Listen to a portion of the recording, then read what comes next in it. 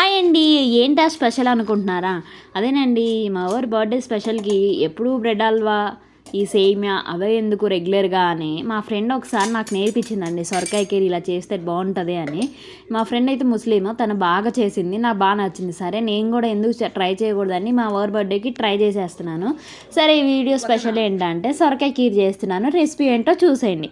నేనైతే సొరకాయ ఆఫ్ తీసేసుకొని మంచిగా తురివేసుకున్నాను. సన్నగా బారుగా తురివేసేసుకొని కొంచెం నెయ్యి కళాయి పెట్టేసుకొని నెయ్యి వేసేసుకొని సేమియాని బాగా వేయించుకున్నాను.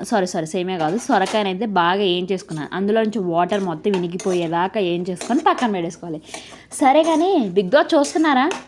ఏం జరుగుతుందో తెలుస్తుందా? ఈరోజైతే నామినేషన్ జరిగింది. ఎలా ఉంది ఫైర్? నచ్చిందా మీకు? ఎవరు నచ్చారు, ఏ కంటెస్టెంట్ నచ్చారో నాకు కామెంట్స్లో చెప్పేసేయండి.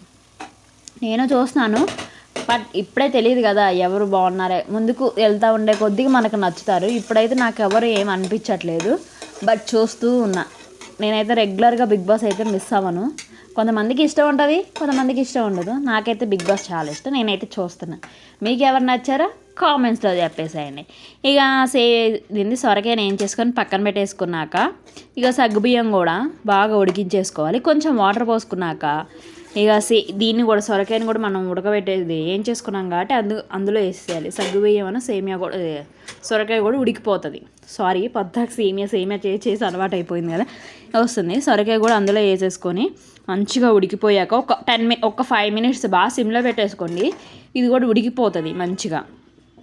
ఉడికిపోయాక మీకు బెల్లం కావాలంటే బెల్లం, అయితే షుగర్ కావాలని షుగర్. నేనైతే షుగర్ వేసేసుకున్నాను, నాకు షుగర్ నచ్చింది. ఇందులోకి షుగర్ వేసేసుకున్నాను. ఇంకా డ్రై ఫ్రూట్స్ కూడా కట్ చేయకుండా తురుముకున్నాను నేనైతే. మీరు లేదు అంటే కొంచెం పాలు పోసేసుకొని మిక్సీ పట్టేసేయండి. కొంచెం పలుకులుగా తగిలిద్ది కాబట్టి నోటికి చాలా టేస్ట్ అనిపిస్తుంది.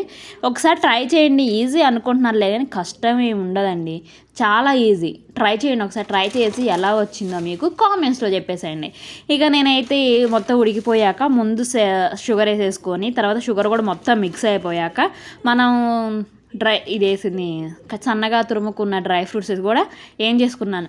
నెయ్యిలో వేయించవసరం లేదండి, నెయ్యిలో వేయించకపోయినా కూడా చాలా బాగుంటుంది. ఇది ఒకసారి ట్రై చేయండి మీరు. నేనైతే వేయించుకున్నని అందులో వేసేసుకొని బాగా మిక్స్ అయితే చేసేసుకున్నాను.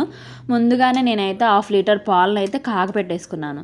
నేను చాలా తక్కువ చేద్దాం అనుకున్నా, ఎందుకు ఇద్దరమే కదా, చాలా తక్కువ చేద్దాం అనుకున్నా కూడా ఇంకా ఎక్కువ అయిపోయింది అది. ఇక నేనేం చేసా, పక్కన వాళ్ళకి వీళ్ళకి పని చేశాను. ఇక అంటే కింద వాచ్మెన్ వాళ్ళు ఉంటారు కదా, వాళ్ళైతే తీసేసుకున్నారు.